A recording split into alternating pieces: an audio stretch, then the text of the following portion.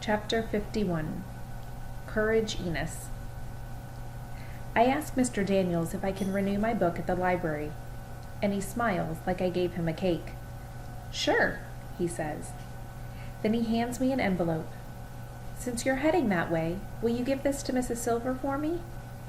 "Sure." You have to hand it to her, though, and you have to wait until she opens it and writes a response, and then return it to me, okay? I nod, thinking back to the days when a visit to the office meant trouble. I renew my book and then head to the office. Mrs. Silver is there when I walk in. She smiles. "Hey there, Allie." I hold out the envelope even before I start talking. I guess I want her to know right away that I'm not in trouble. I have a message from Mr. Daniels.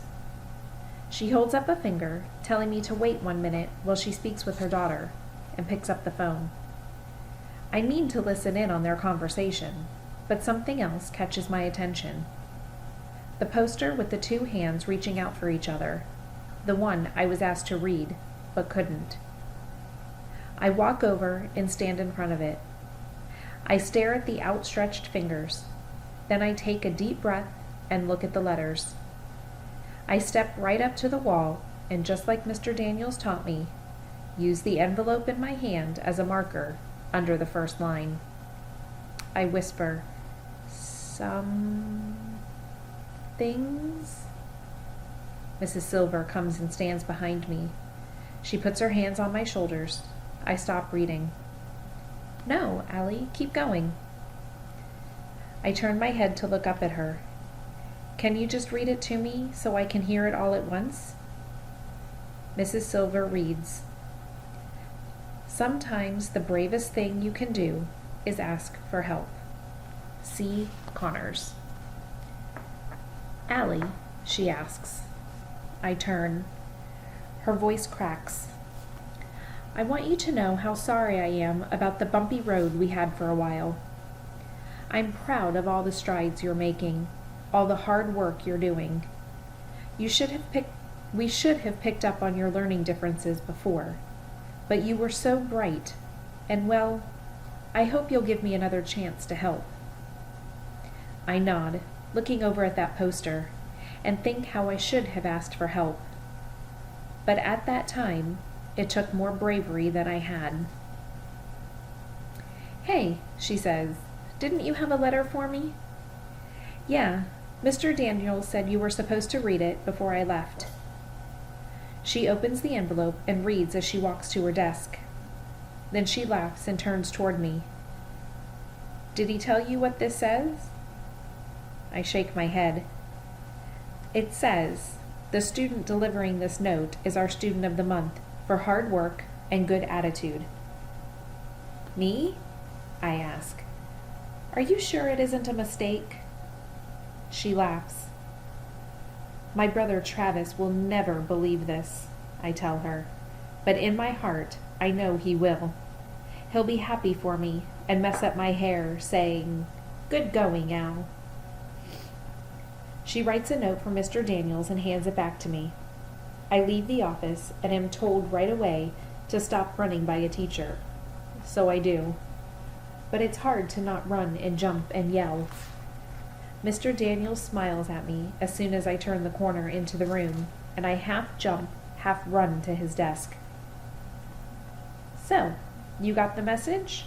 he says. I nod. With a hand on my shoulder, he says, "Attention, Fantasticos. I would like to announce that our student of the month is our very own Allie Nickerson." Oliver slaps his desk while others applaud. Even Jessica. Shay says something I can't hear exactly, but I do hear Jessica answer, "Stop it, Shay."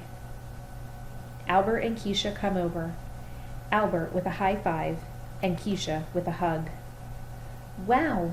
Are you going to talk to us little people when you win your next award?" "If you bake for me," I joke.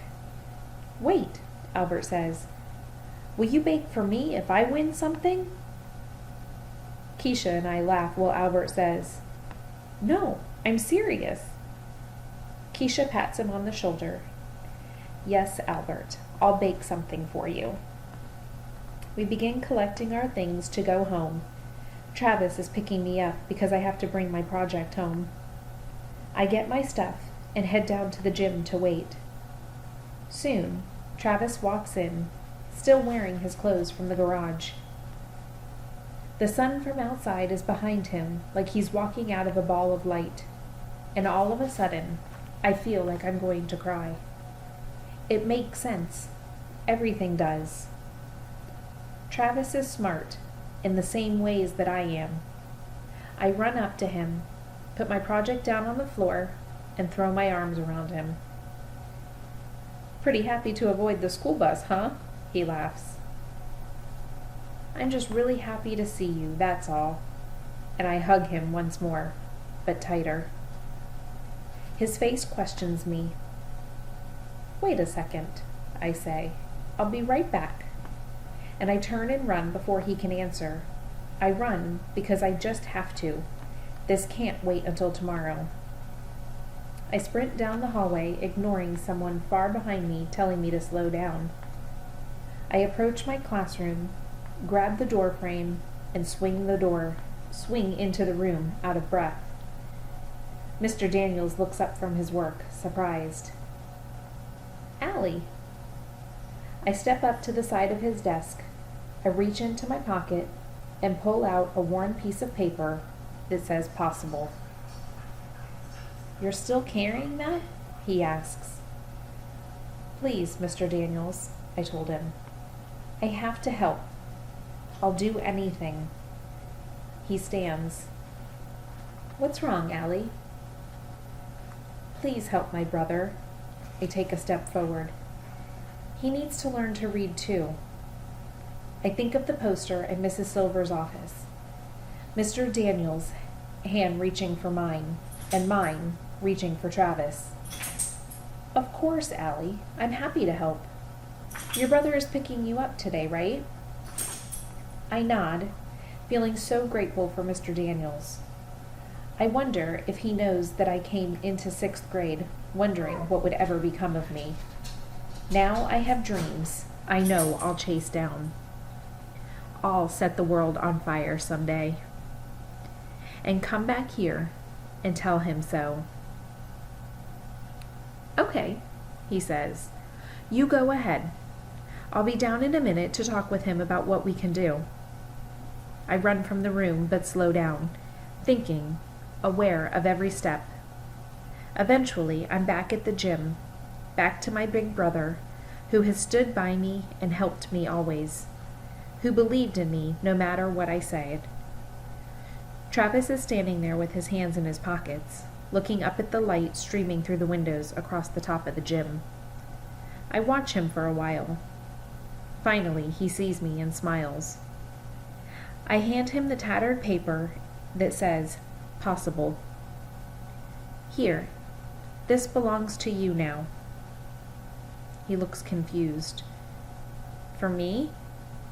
Mr. Daniels isn't far behind me. He shakes Travis's hand. Hello there, Travis. I've heard a lot about you. He looks down at me. Quite a little sister you have here. Travis does that half smile. Yeah, she is. So, Mr. Daniels says, apparently Allie thinks you and I should talk. Okay, he says, brushing his chin with his knuckles. Mr. Daniels explains to him what we do after school and invites him to join us. I look up. Travis swallows hard and nods. I knew Travis would be brave enough to say yes. A mind movie lights up in my head, of our last name written in neon lights in the window of Travis's new place. And there's another mind movie, of me being happy, reading and making my art, and finding a special Allie-shaped place in the world. But these mind movies won't go into my sketchbook of impossible things, because I know they will actually happen. I lean my back against my big brother and feel his hands on my shoulders. Their voice seems to fade as I look up at the light streaming through the windows. Things are going to be different. It's like birds can swim and fish can fly. Impossible to possible. And that is the end of Fish in a Tree.